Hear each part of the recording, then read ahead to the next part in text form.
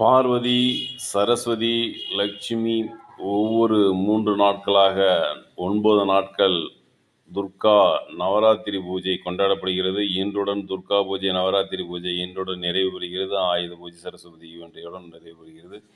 காலை 9 மணி முதல் மதியம் 12 வரையிலும், மாலை 6 மணிக்கு மேல் இந்த நவராத்திரி பூஜையை நாம் நிறைவேற்றலாம்.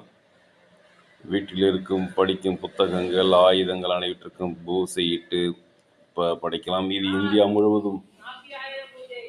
முழுவதும் கொண்டாடப்படுகிறது.